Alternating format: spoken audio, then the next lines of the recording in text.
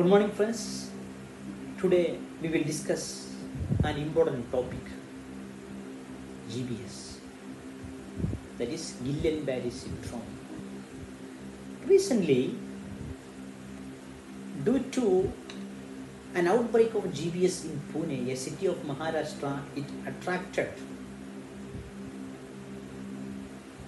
a wide media attention, and one of the English newspapers described it as a mysterious brain damage. Okay, anyway, for the convenience of understanding, we are going to divide the topics into 5 parts like clinical features,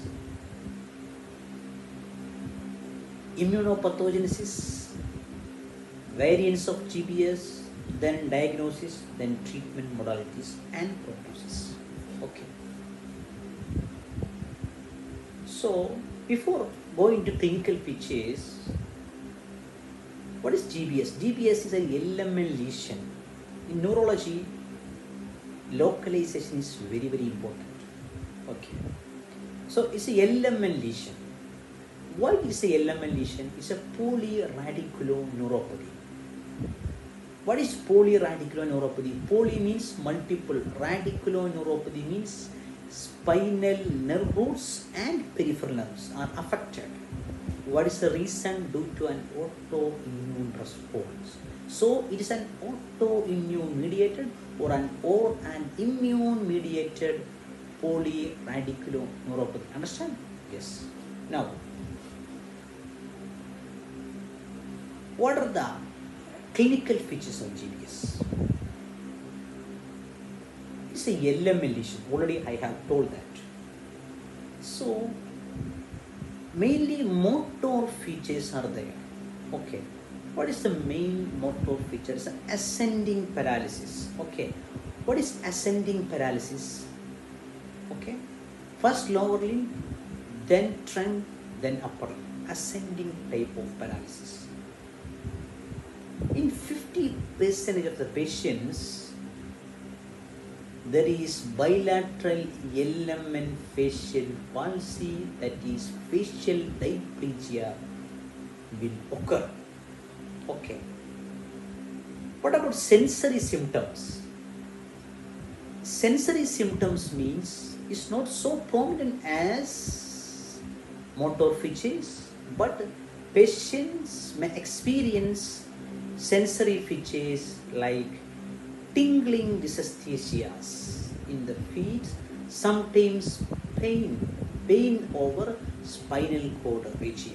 You understand? Okay. Now, what about ANS system involvement? ANS system involvement, we should be very careful because patient may develop cardiac arrhythmias. That cardiac arrhythmias may lead to sometimes cardiac death. And another manifestation of ANS system involvement is postural hypotension and BP fluctuations. What about bladder system involvement? Bladder involvement is very, very transient. In neurology, bladder history is very, very important, especially in the case of spinal cord involvement. So it's an important clue to find out the diagnosis. That means which structure is affected in the spinal cord area. So a bladder involvement is very, very transient. It's not so prominent. If it is prominent, we have to think another differential diagnosis like acute transverse myelitis, like that. Okay. So, now, some patients may experience bulbar symptoms. What are bulbar? Patients have difficulty to handle secretions and to swallow foods, like that. And some patients may go to respiratory failure and eventually they need ventilatory support. Okay.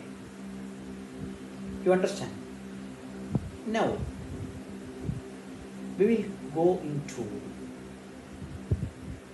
pathophysiology, immune pathogenesis. When we understand immune pathogenesis thoroughly, then it is very easy to understand variants of GBS like AIDP, AMAN, AMSAN, okay, and localized GBS like MFS, Miller-Fisher syndrome. Okay.